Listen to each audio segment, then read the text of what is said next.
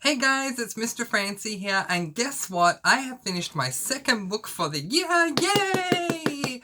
Oh my gosh, I'm so excited and I want to get right into it, but before I do, just a quick sidebar.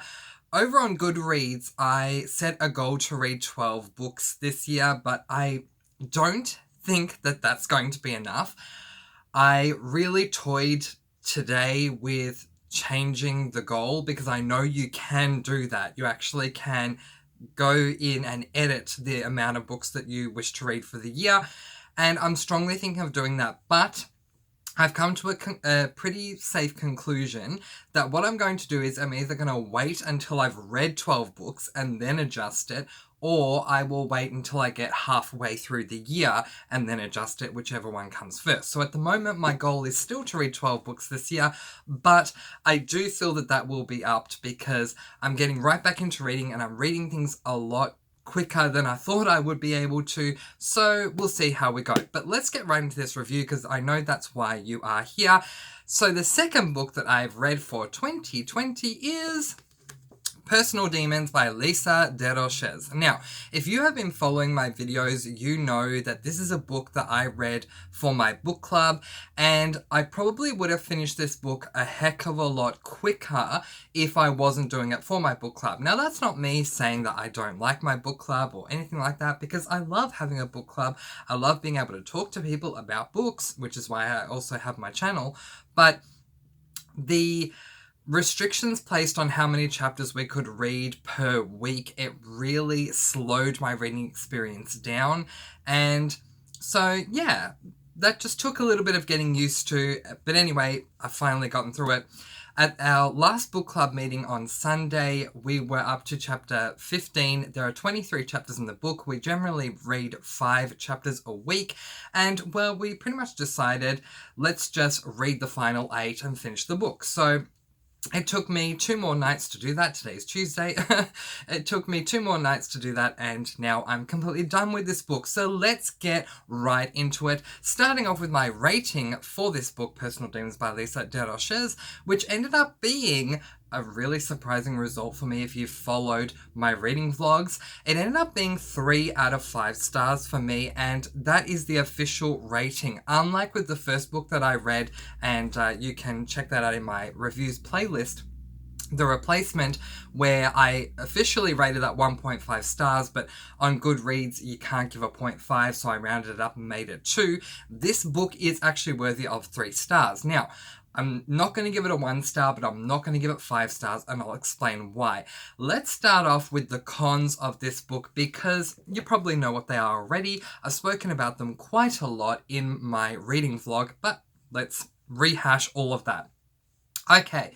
First of all, here's a little background about the book. The book revolves around 3 characters. There is a human whose name is Franny, well, technically Mary Frances, but she's called Franny in the book. There is an angel named Gabe, and there is a demon named Luke.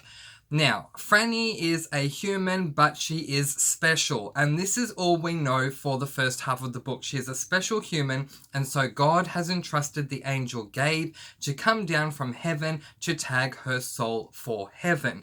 Luke, meanwhile, has been entrusted with the same task from his leader, the King of Hell. King Lucifer has entrusted him to go up to Earth and tag her soul for hell.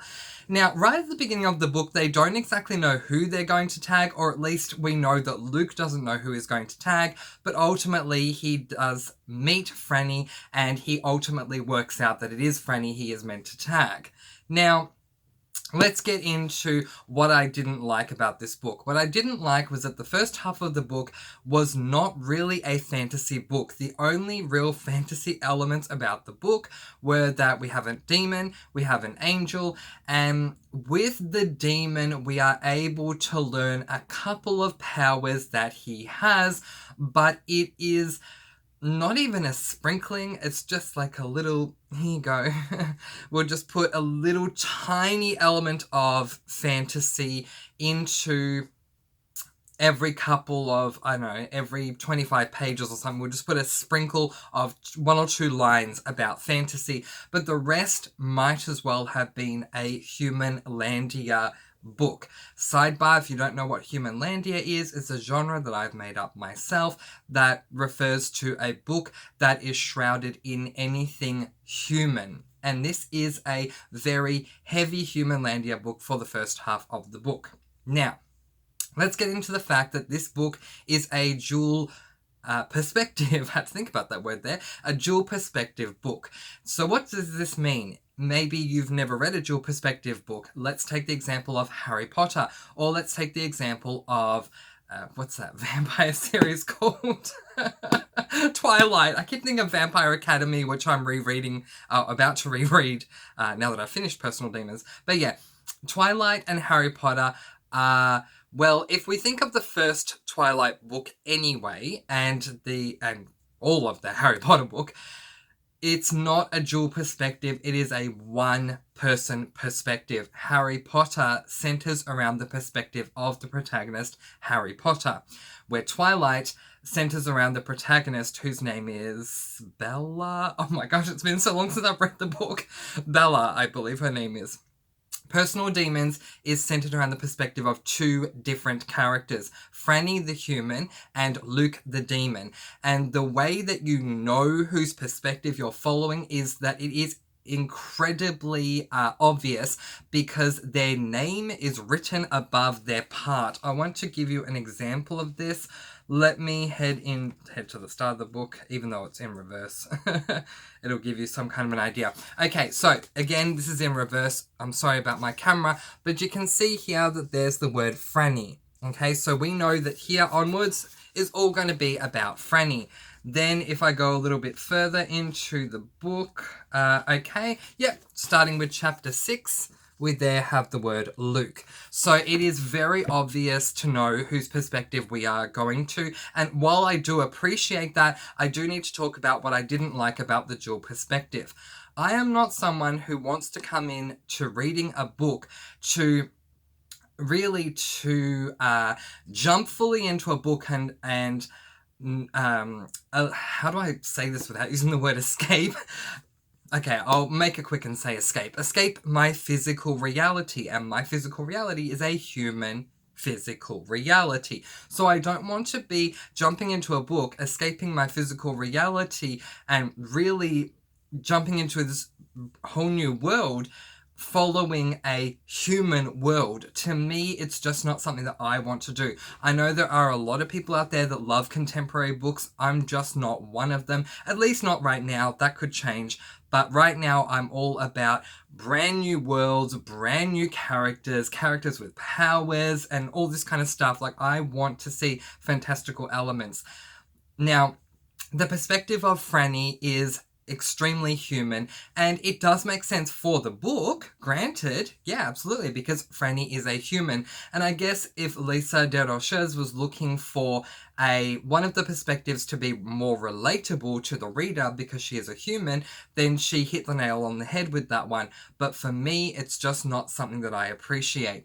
The other perspective we have is the perspective of Luke. I did love that perspective. I'll talk about that a little more as we go on. But Franny's perspective, I just did not like. It was way too Humanlandia-ish, and I just was not a fan of it at all.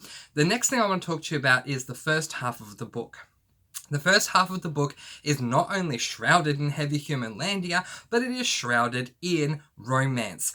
And therefore, you can check out my review on Goodreads. I believe I have my Goodreads link somewhere on my channel, so check that out. I have reviewed this book, but I have decided to rename the genre of this book because for me, I don't feel that it is fair to call it a fantasy. Now, I understand, as my friend from my book club would absolutely say to me, but Mr. Francy, it is a fantasy because there are fantasy elements in it. I understand that. But if you are going to call a book a fantasy, or it's a young adult fantasy to be technical, but if you're going to call a book a young adult fantasy, please call it a young adult low fantasy, or if you want me to be honest with you, an extremely low fantasy, at least for the first half of the book, because there is next to no fantastical elements in the first half of the book at all. So I just want to let you know that if you are planning on picking up this book and you are not someone who appreciates a side of romance with your fantasy, you are probably not going to enjoy the first half of this book. That is not to say that this book is not an enjoyable read, because it is a really enjoyable read from the halfway mark onwards. But the first half of this book is getting to know a little about the demon Luke, a very little about the angel Gabriel, like really there's not a lot at all. And as I said before, it's a dual perspective book that has the perspective of Luke and the perspective of Franny, but you do not at all anywhere in the book have the perspective of Gabe the angel. So the only time we know anything about Gabe, what he's saying or what he's doing, is through the eyes of either Franny or Luke. It would have been much more interesting, I feel, to cut out the entire romance element in the first half of this book and replace that with Gabe's perspective intertwined with Luke and Franny's as well. Even though it would have made for 3 perspectives, I do think it would have been much more balanced out to get the perspective of the angel as well as the perspective of the devil, and not just the perspective of the human and the perspective of the devil. But anyway, or the demon, sorry. But yeah.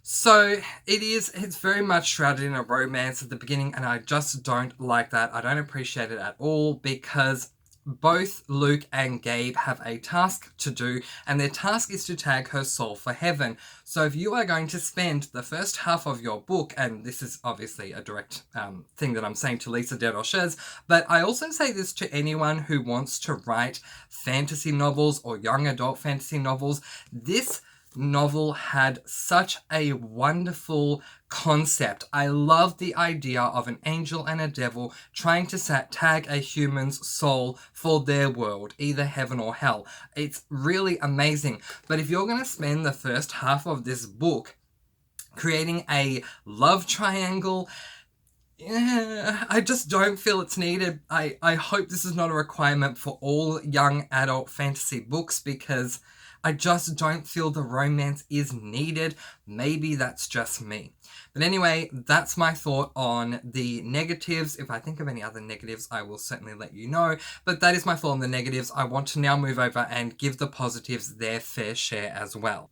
Okay, so to the positives of this book, Personal Demons, and there are surprisingly a lot of pros and positives that I can give this book, but they come up, the majority of them, 90% of them, come up in the second half of the book and not in the first half. The only pro I can give the first half of the book is Luke's perspective. Now, I know, because I made sure to check out a couple of different reviews on this book to see what others thought of it, after I had rated it and written my own review, but before I had recorded my own review, to see what others had said. And there are opinions out there that others have. They don't like Luke's perspective. They don't like that it's in the novel. I am the total opposite to that. I don't like having Franny's perspective in the novel. So really, if you have not read this book, you could go one way or the other. You might only like Franny's perspective. You might only like Luke's perspective. You might love both of them. You might like neither of them.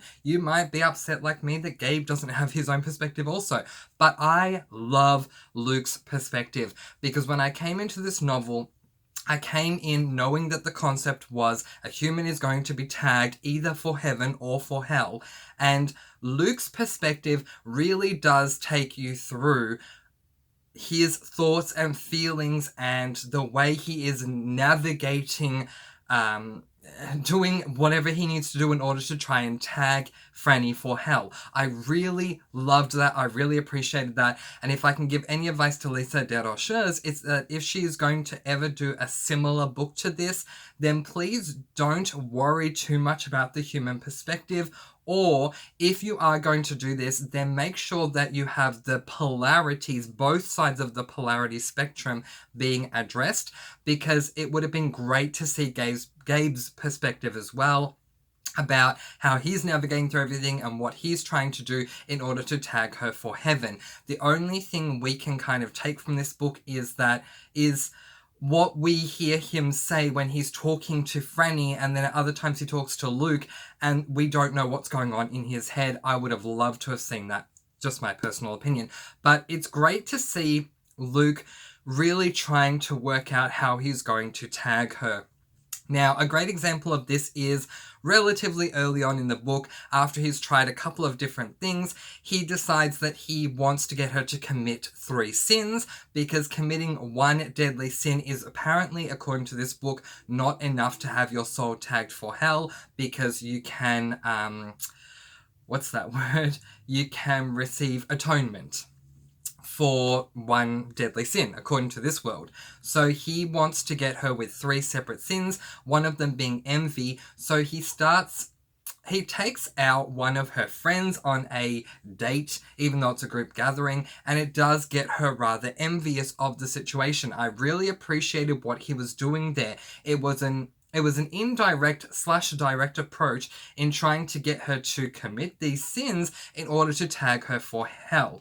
I loved reading his perspective and seeing how calculated it all was, how he knew what he was wanting to do, and he pretty much saw it through. Now, the fact that he pretty much saw it through, that was a downer for me. He gets to a point where he's in the car alone with her friend, because ultimately he ends up going on this date with 2 of her friends. One of them is a chaperone who keeps trying to say that that Franny is really good for him and he shouldn't be with anyone else, but they drop her off, and then it's just him and the one that he knows will have Franny be envious of her.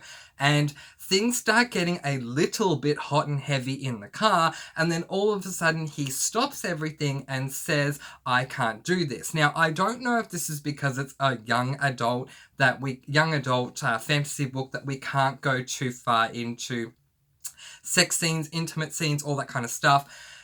I mean, there were little things here and there that showed that it was starting. Like, Lisa DeRoches is not afraid at all to talk about his hands were going lower on my body and then they unbuttoned the button of my jeans. Okay, so that's a start and you know where that's going, but then it kind of stops, and anytime anyone unbuttoned a button on someone else's jeans, it completely stopped for some reason or another. And it was the same with Franny's friend, that he's trying to do something with her in order to make Franny jealous. What stops him is that he realizes that he loves Franny. Now, again, I don't like the romance side of this. So that really annoyed me, the fact that his really good plan that I was really into, he stopped his plan because of his love for her. If this were a romance book, I would applaud it. Absolutely, I would. But it's a fantasy book about his goal being to try and tag her to hell. I don't like human aspects. You can kind of see where this is leading. Ultimately, Luke and Gabe end up needing to protect Franny because outside forces are trying to tag her, because ultimately Luke and Gabe fall very hard for Franny and Franny's fallen very hard for them, so they don't feel like they can tag her because they're too distracted by the fact that they love her. So anyway, Luke's brother, my friend and I, we differ on opinions with this. I think it is actually his brother, but my friend was saying they call him the brother because they both come from hell. So I don't really know, but I'll just go with my thought. I feel like this is technically Luke's brother.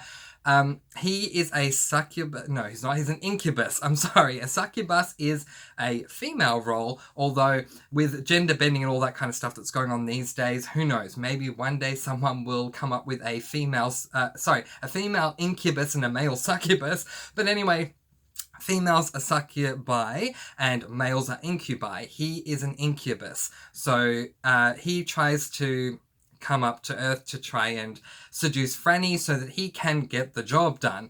I appreciated that this happened because the love and the romance for me, maybe for someone younger than me, they would have really appreciated the journey that Luke and Franny went on, but I just did not appreciate the love journey at all, and I loved the fact that his brother came up to get the job done, because in my mind, we're here to do a job, we're not here to fall in love. Falling in love can happen, but again, it is a human thing, and that's just something I don't love. If you do, yay, you will love this book, but just for me, I just didn't love that.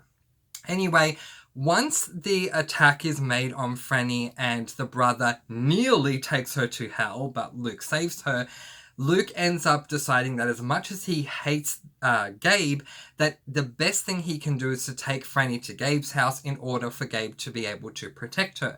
Then conversations begin between Luke and Gabe, as well as Luke, Gabe, and Franny, and everything ends up coming out, and Franny knows exactly what's going on. She knows that Luke wants to tag her soul for hell, she knows that Gabe wants to tag her soul for heaven, and we find out that the reason why is because Franny apparently has what's called sway. So they refer to two particular entities from the past, Hitler and Moses. Hitler having a ton of sway back in the Nazi war time. Yep, absolutely, I understand that. And Moses and the sway that Moses had. So I do get that. And what they're saying is that Franny has that same ability to sway people. And so therefore, both God and King Lucifer would have a massive advantage having someone who is able to sway, as she is with her power of swaying. Never heard of the power of sway, but anyway, if you have, let me know below. The power to sway, so that's why they want to tag her. Luke ends up revealing his true form to Franny before they get too hot and heavy once again, because apparently we're not allowed to do this. I don't know if it's adult fiction and that's why, but we're not allowed to do this. So anyway, one of the reasons why they don't is because Luke feels she should know what he looks like and shows her how he looks. And she's actually okay with it. She reacts so much better than I thought she was going to. I thought she was going to scream and run away, but she doesn't. If anything, she just has questions about it. Like, oh, this is how you really look. Oh, this is how you smell. Okay, so what's actually going on here? Bless her. It's fine.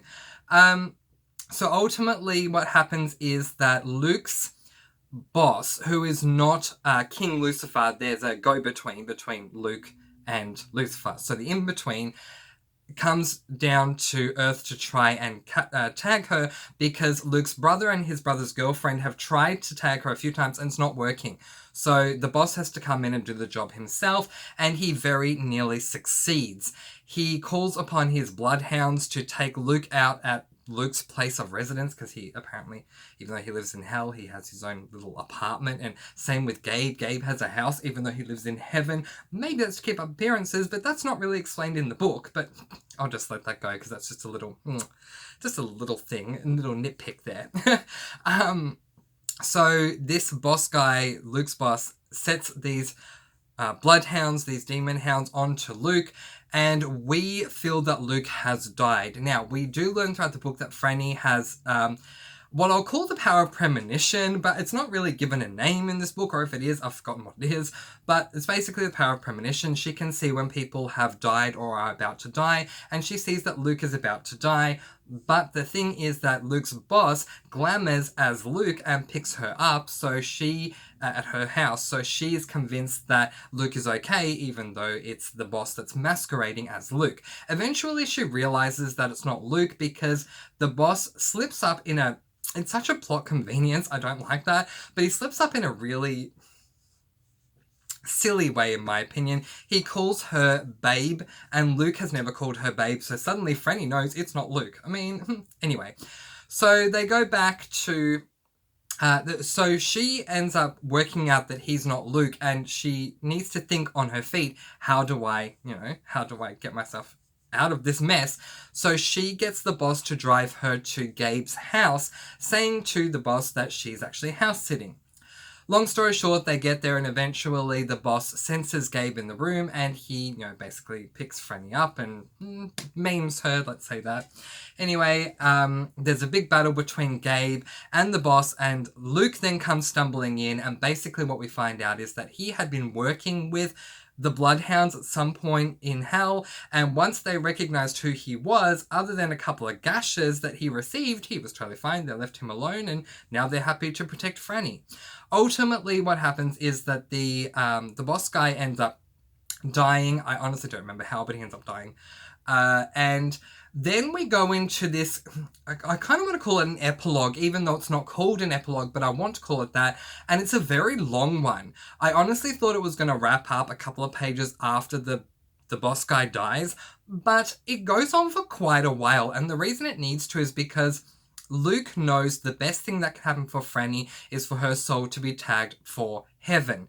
Meanwhile, Luke has become human. Now, this is because he surprise, surprise, loves Franny so much that he becomes human and he's no longer a demon.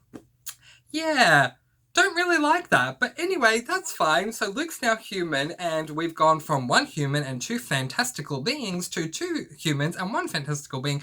But anyway, it is what it is.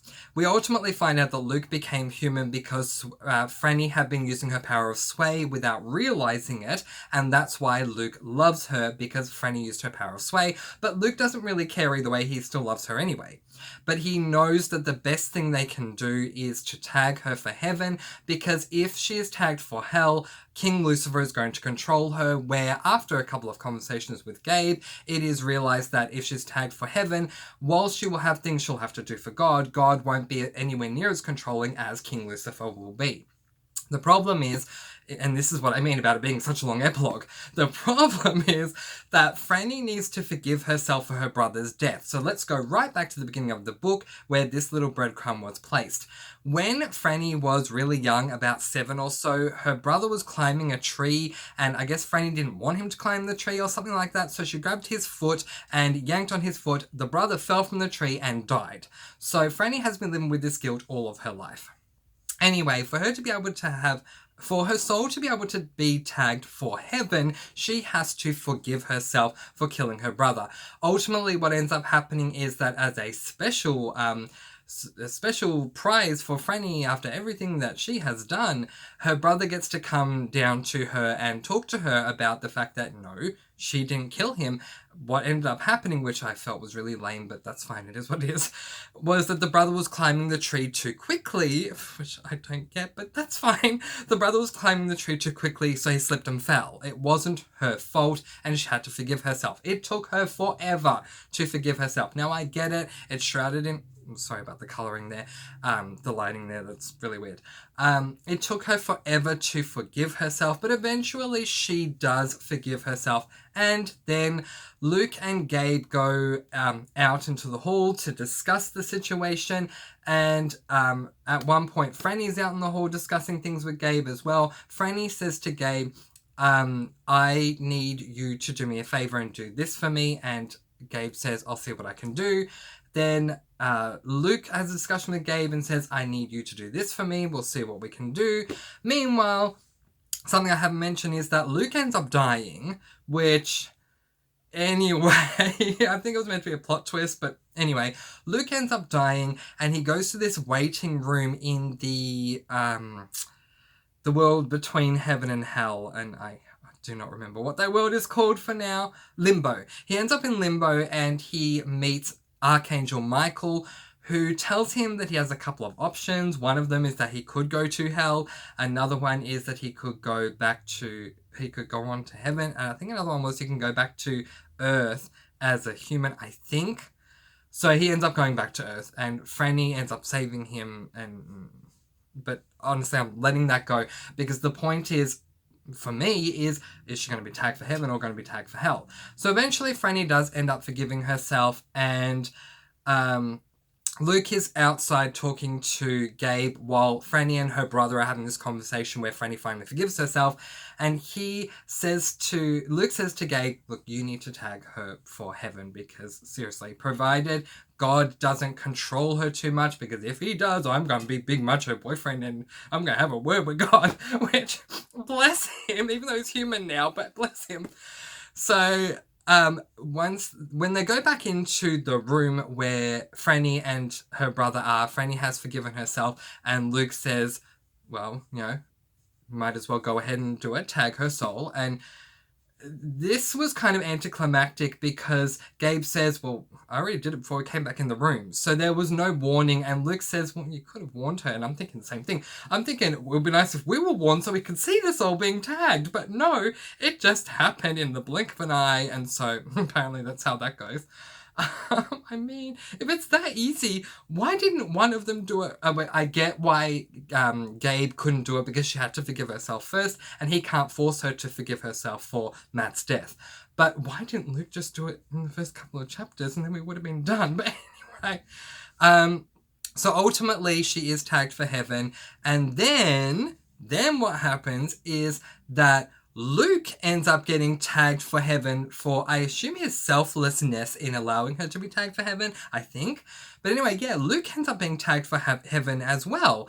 And I loved that. That was, if you read my Goodreads review, I'm saying the final twist was something that some might predict, but I didn't, and I loved it. I did not love that Luke became human, but when you look at the bigger picture, the ends do justify, sorry, not the ends. Yeah, the ends do justify the means, because in this case, I didn't like that he became human, but I love that if he were to become human, that he end up being tagged for heaven, considering he's been working in hell for multiple millennia. So I think that was really a wonderful way to wrap up the story. In saying that, I felt really wrapped up in this book by the time we got to the end. I did feel that the epilogue dragged a little bit, but there's no moment that I didn't like. I loved every moment for the last quarter, I was absolutely obsessed with this book. The first half, did not like this book at all, but the last quarter, absolutely obsessed. And it made me think, do I want to keep reading if there's another book in the series, which I don't know if there is. If you do, let me know in the comments below. And I thought, yes, I would love to continue on with the series, but if Lisa Desroches does exactly what she did the first time round, and she makes the first half of the book a fluffy love, hardly any fantasy elements at all, then I would end up DNFing the second book really quickly. But if Lisa Desroches either keeps going with this story or has another one where we start with the fantastical elements and we maintain it all the way through, I would love reading those books. So does she have any books out there that start with a fantastical element and it remains all the way through? Or are the rest of her books just like this one, where there's a little tiny bit of fantasy every 25 pages, but the rest is romance, romance, romance until the halfway mark? If that's the case, I just don't know if I could put myself through that anymore. I feel like maybe if she made the romance chapter 1 and that's it, I would be okay with that, because she's just laying the foundation and that's fine. But if you are going to spend half of the book basically in Humanlandia, making it about a romance with a little bit of fantasy sprinkled here or there, I just don't feel like the slugfest would be worth it, but that's just my opinion. Ultimately, I end up giving this book 3 out of 5 stars because of all the pros that I mentioned, but I did not give it 5 out of 5 stars because of all of the cons that I mentioned. So, what do you think? Have you read this book? Do you have any opinions, comments, or thoughts? Let me know in the space below. If you do end up wanting to read this book based off of my recommendation, I just want to say, keep in mind what I said this whole time, which is the first half is heavy, high Humanlandia and romance with a little sprinkling of fantasy in there, just a little sprinkling, but the rest is really, really good. It is young adult, not adult, but the rest, from the second half onwards, is really, really good. So I will leave that there. That is Personal Demons, my second book of the year. Yay! I'm letting you guys go with peace, blessings, and so much love. Mwah. And I'll see you at my third review. Bye, guys. Bye.